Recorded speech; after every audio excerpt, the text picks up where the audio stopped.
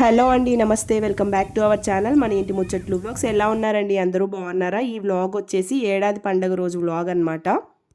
ఈసారి నేనైతే ఏడాది పండగని మా మమ్మీ వాళ్ళ ఊర్లో సెలబ్రేట్ చేసుకుంటున్నాను. ఈ రోజు పోలేరమ్మకు పెట్టుకుంటాం కదా, సో మా మమ్మీ ఎలా చేస్తుంది ఏంటి అనేది వీడియోలో మీతో షేర్ చేసుకుంటానండి. సో మీరు కూడా ఇదే విధంగా సెలబ్రేట్ చేసుకుంటారా ఏంటి అనేది నాతో కామెంట్ సెక్షన్లో అయితే షేర్ చేసుకోండి. వీడియోని స్కిప్ చేయకుండా ఎండ్ వరకు అయితే చూసేయండి, చాలా బాగుంటుంది. పొద్దున్నే ఈ కుక్క పిల్లతోనే పని అయిపోతుందండి మా రిషితమ్మకి. దీనికి పండగ అని చెప్పేసి స్నానం చేయించాలని కాలువ దగ్గరికి తీసుకెళ్తా ఉంది. ఒక 2 డేస్కే బాగా అలవాటైపోయిందండి మాకు. మేము ఎక్కడికి వెళ్తే అక్కడికి వచ్చేస్తుంది. ఫస్ట్ రోజు మాత్రం మా రిషితమ్మని చూసి అరిచింది, కానీ ఆ తర్వాత నుంచి మాకు బాగా అలవాటైపోయింది.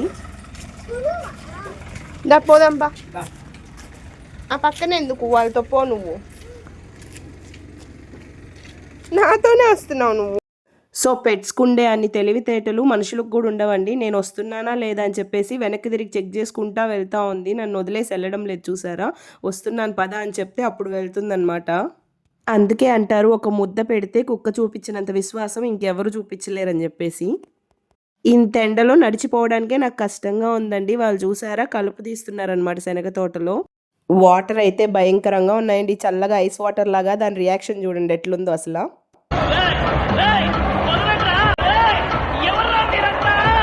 వదలగానే చూడండి ఒక్కసారిగా ఎట్ల పరిగెత్తిందో.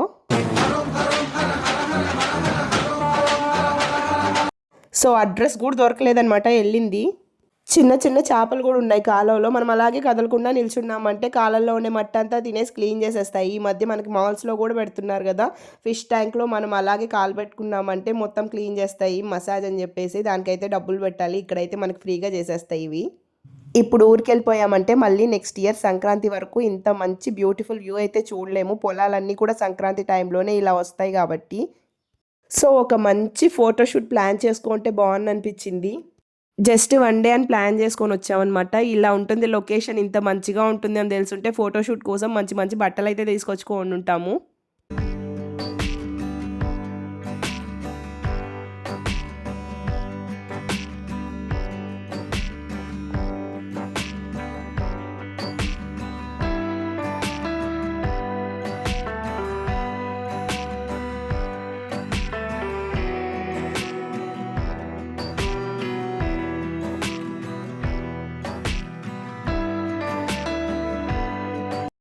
ఏయ్ ఏయ్ ఏమే ఇల్లు వదిలిపోవడం లేదు? నిన్ను ఎత్తుకెళ్ళి కాలువలో వేసిందా స్నానం చేయిస్తానని చెప్పేసి?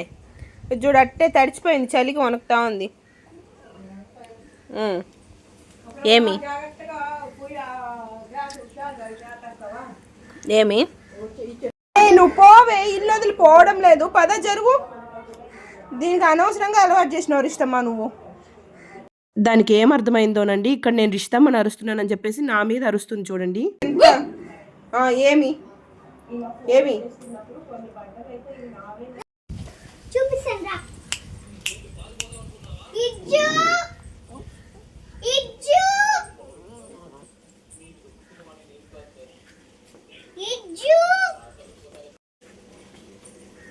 ఇంకా సాయంత్రం పోలేరమ్మకు పెట్టడం కోసం కావాల్సిన ప్రసాదాలు అన్నీ తయారు చేసుకోవడం స్టార్ట్ చేసేసామన్నమాట. ముందుగా బియ్యం నానబెట్టుకొని ఆరబోస్తుందన్నమాట కుడుముల కోసం. అలాగే రైస్ కూడా గెంజి వార్చి పెట్టాలంట, మామూలుగా కుక్కర్లో వండేసి పెట్టకూడదంట, అందుకని గెంజి వారుస్తుంది. బియ్యం కొంచెం తడారిన తర్వాత పిండి కొట్టేసుకున్న తర్వాత లైట్గా ఇలా ఫ్రై చేసుకోవాలండి బియ్యం పిండిని. ఇప్పుడు ఈ ఫ్రై చేసుకున్న పిండిలోకి బెల్లం తురుము, ఫ్లేవర్ కోసం 2 ఇలాచి, అలాగే నెయ్యి, కొద్దిగా వాటర్ పోసుకుంటూ కుడుములు వచ్చేలాగా ఈ విధంగా కలుపుకోవాలండి. ఇక్కడ చూస్తున్న విధంగా దీపాలు చేసుకోవాలి. అందులో మనం దీపాలు వెలిగించి అన్నం మీద పెట్టి అమ్మవారికి సమర్పిస్తాము. ఇక్కడ మా మమ్మీ మసాలా వడలు చేస్తుందండి. మామూలు గారెలు పెట్టకూడదు, మసాలా వడలు పెట్టాలంట. మామూలుగా అమ్మవారికి మొక్కుకుంటాం కదండి, కోడిని ఇస్తాము లేకపోతే పొట్టేలు ఇస్తాము అని చెప్పేసి. అలాంటి మొక్కులు ఉంటే వాటిని తీసుకొచ్చి చెల్లిస్తారు ఈరోజు. లేదు అంటే బయట నుంచి చికెన్ తీసుకొచ్చి వండి కూడా పెట్టేయచ్చు. సో చికెన్, మటన్ ఇవి తీసుకొచ్చి పెట్టలేము అనుకున్న వాళ్ళు ఈ విధంగా ఎండు చేపలనైనా ఫ్రై చేసి పెట్టేయచ్చంట. సరే పదా.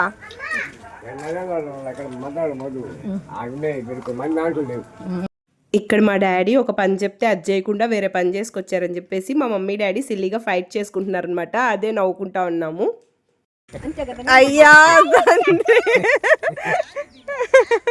ఏది ఉన్నాక ఇదా దోమలకే పొగ.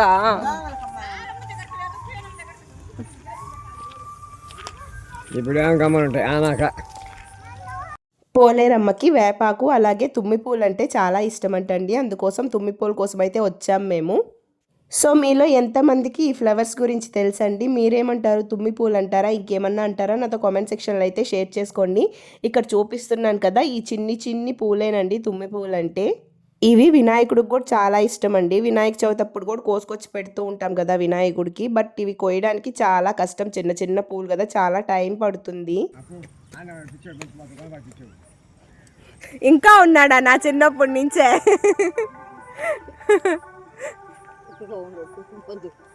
కాదు, నన్ను భయపెట్టేదానికి ఆయనే, ఇప్పుడు రిషితమ్మని భయపెట్టేదానికి ఆయనే.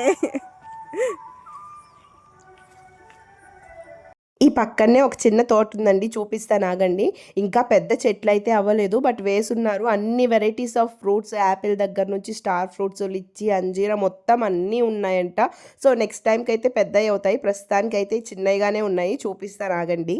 బంతిపూలు అండి. ఈ బంతిపూలు మంచి క్వాలిటీ బంతిపూలు అంట, చాలా కలర్ఫుల్గా మంచి ముద్ద బంతిపూలు అండి. ఎంత పెద్దగా ఉన్నాయంటే, సో ఇక్కడ ఎవ్వరికి కూడా ఇలాంటి చెట్లు అయితే లేవంట. ఈ ఆంటీ ఎక్కడి నుంచో తీసుకొచ్చి స్పెషల్గా వేశారంట ఈ చెట్లని. ఓన్లీ ఫ్రూట్సే కాదండి, వెజిటబుల్స్ అన్నీ కూడా వేసున్నారనమాట. గోంగూర చూసారా ఎంత బాగుందో. రేపు మనం ఊరికి వెళ్ళేటప్పుడు అయితే కోసుకెళ్దాము, ఖచ్చితంగా తీసుకెళ్తాను నేను. సో పచ్చడి చేసుకోవడానికి ఒక రకము, అలాగే కర్రీ చేసుకోవడానికి ఒక రకం, 2 రకాలు ఉంటాయి కదా గోంగూరలో. సో ఇది వచ్చేసి తెల్ల గోంగూర అనమాట. ఇంకోటి వచ్చేసి పప్పు వేసుకొని చేసుకోవచ్చు, అలాగే పచ్చడి కూడా చేసుకుంటారు కదా, అది ఎర్ర గోంగూర. అన్నీ కూడా ఉన్నాయన్నమాట, చూపిస్తాను లోపలికి వెళ్ళి. ఆగండి. ఏందో మీ ఇద్దరు ఫైటింగ్. అయ్యి ఎందుకు ఇష్టమ్మా? నువ్వమ్మయ్యా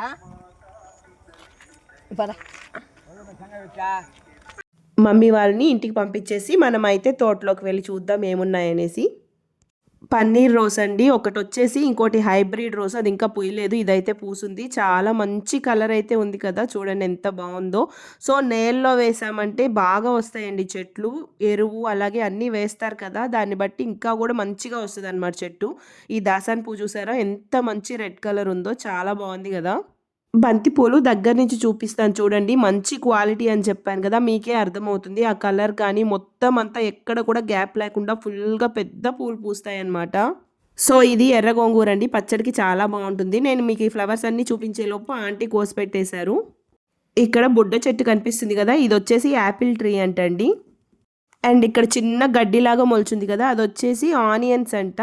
అలాగే ఈ పక్క ఉండేది ఒక సగం వచ్చేసి క్యాబేజ్, అలాగే సగం వచ్చేసి క్యాలీఫ్లవర్ అంట. సేమ్ ఒకేలాగా ఉంది చూడ్డానికైతే. అండ్ బనానా ట్రీస్, ఇంకా ఇవి పందిరి చిక్కుళ్ళు ఏవో అంటారు కదా, అవన్నీ, టమాటాలు, ఇంకా పచ్చిమిర్చి, ఇంకా సొరకాయలు. అబ్బా ఒకటి కాదండి, మొత్తం అన్ని వెరైటీస్ ఆఫ్ ఫ్రూట్స్ ఉన్నాయన్నమాట. బయట మనకి మార్కెట్లో ఇప్పుడు ఆర్గానిక్ ఫార్మింగ్ అని చెప్పి వెజిటబుల్స్ అమ్మేస్తున్నారు కదా, అవన్నీ కాదండి. ఇవి అసలైన ఆర్గానిక్ ఫార్మింగ్ అంటే మన చేతులతో మనం పండించుకొని తింటాం. చాలా స్వచ్ఛంగా ఉంటాయి అన్నమాట, టేస్ట్ కూడా చాలా బాగుంటాయి. ఇటు సైడ్ మీకు ఇంకో చెట్టు కనిపిస్తుంది కదండి, బనానా ట్రీ లాగే ఉంది కదా, అది బనానా కాదండి, పసుపు చెట్టు అంట.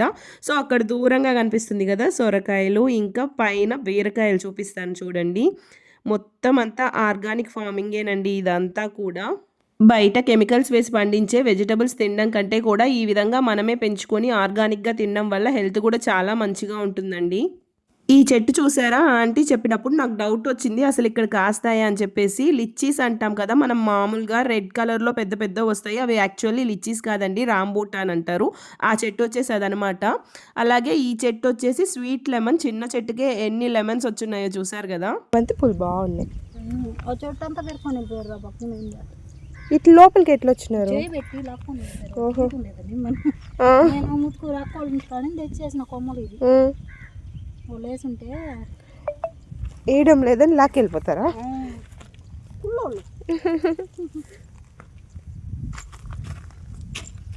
అది వచ్చి అంజీరా.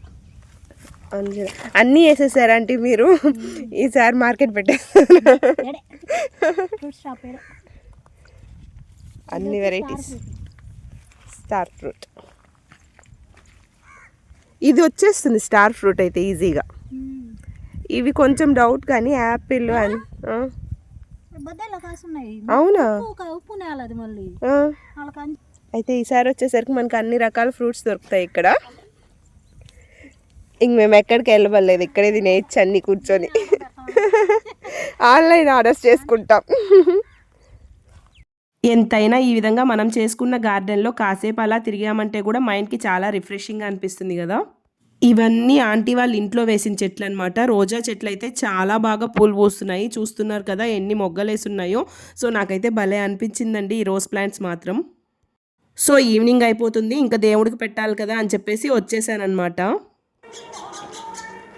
దాసాన్ చెట్టు చూసారా ఎంత ఫ్రెష్గా ఉన్నాయో, ఎంత పెద్ద పెద్ద ఆకులు. సో నేల బాగుంటే చెట్టు బాగా వస్తుందన్నమాట. సో కస్తూరి పూలు,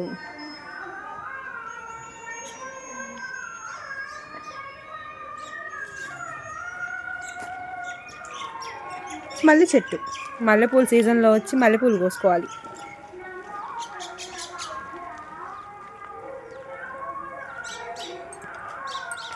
ఈ మధ్య నాకు హెయిర్ ఫాల్ బాగా అవుతుందండి. సో ఈ దాసాన్ ఆకులతో హెయిర్ ప్యాక్ వేసుకున్నామంటే చాలా మంచిగా హెయిర్ గ్రోత్ అవుతుంది, డాండ్రఫ్ కూడా కంట్రోల్ అవుతుంది. బట్ మాకు వచ్చేసి అక్కడ ల్యాండ్ సరిగా లేకపోవడం వల్ల సరిగా రావడం లేదు ఆకు. నేను ఎప్పుడు నెల్లూరుకి వెళ్తే పిన్ని తీసుకొచ్చిస్తుంది అనమాట స్కూల్ నుంచి. ఈసారి మమ్మీ వాళ్ళ ఇంటి దగ్గర చాలా ఉన్నాయి, నేనే కోసుకెళ్తున్నాను. సో ప్రసాదాలన్నీ రెడీ అయిపోయాయి కదా, ఇంకా పూజ స్టార్ట్ చేయాలి కాబట్టి ఫస్ట్ తులసి చెట్టు దగ్గర అయితే అన్నీ రెడీ చేసేసుకుంటుంది అనమాట, పూలు అన్నీ పెట్టి. నెక్స్ట్ వెనక వినాయకుడు ఉన్నాడనమాట, అక్కడ కూడా పూలు పెట్టుకొని వచ్చేస్తూ ఉంది. ఈ వినాయకుడిని ఎందుకు పెట్టామంటే మా హౌస్ వచ్చేసి స్ట్రీట్కి కొంచెం స్ట్రైట్గా వస్తుంది, అలా ఉంటే వీధి సూల ఏదో అంటారు కదా, దానికోసం అని చెప్పేసి దేవుడి విగ్రహం పెట్టాలనేసి పెట్టారు. ఇందాక తుమ్మి పూలు కోసుకొద్దామని చెప్పి వెళ్ళాం కదా, అక్కడ ఫ్లవర్స్ అన్నీ కొయ్యాలంటే చాలా టైం పడుతుందని చెప్పేసి చెట్లుగానే పీక్కొచ్చేసానమాట నేను. సో ఇప్పుడు కూర్చొని వాటిని ఒక్కొక్కటిగా తీస్తూ ఉన్నాను. ఈలోపు మా డాడీ వెళ్ళి వేపాకు కూడా తీసుకొచ్చేసారనమాట. ఈ వేపాకుని గుమ్మానికి కడతారు, అలాగే పోలేరమ్మని ప్రతిష్ఠిస్తాం కదా అక్కడ కూడా పెడతారండి. సో ఏడాది పండుగ రోజు పోలేరమ్మకు పెట్టుకుంటాం కదా, నాన్ వెజ్ అన్నీ కుక్ చేస్తాం కాబట్టి పూజ గదిలో పెట్టుకోమండి. ఇలా హాల్లో కానీ లేదంటే కిచెన్లో కానీ పెట్టుకుంటారు. కొంతమంది అయితే నడింట్లో పెట్టుకోవాలని చెప్పేసి హాల్లో పెడతారనమాట. మా మమ్మీ అయితే హాల్లోనే పెడుతుంది.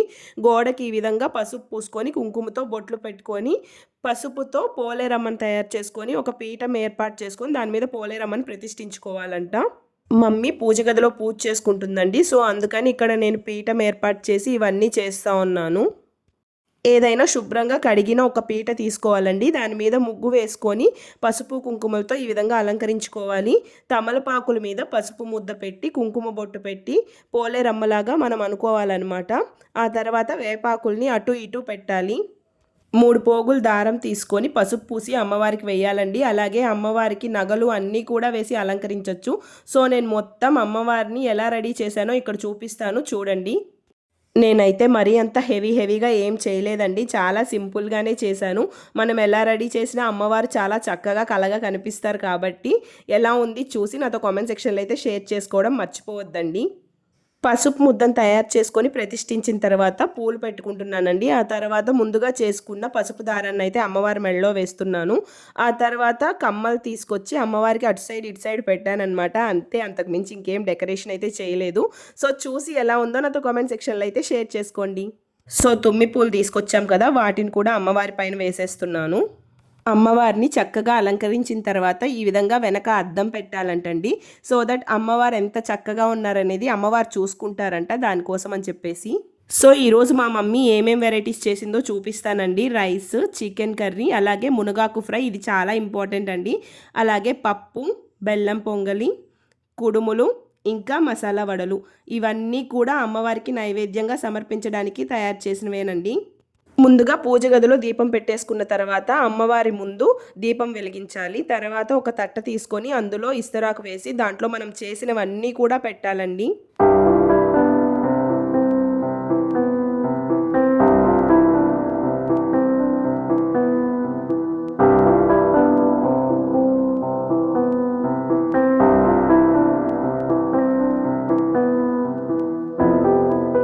మీకు కుడుములు చేసేటప్పుడు చూపించాను కదా, ఈ విధంగా దీపాల్లాగా చేసుకున్నవి అన్నంలో పెట్టి దీపం వెలిగించాలని చెప్పేసి అవి కూడా వెలిగించేస్తుందన్నమాట. సో మెయిన్ పోలేరమ్మకి సాంబ్రాణి వేయాలండి, అది చాలా ఇంపార్టెంట్. అలాగే మునగాకు తాలింపు, పప్పు, మసాలా వడలు ఇవన్నీ కూడా పోలేరమ్మకి ఇష్టమైనవేనండి. ఇవన్నీ కూడా ఖచ్చితంగా చేసి నైవేద్యంగా పెట్టి చెల్లించాలి.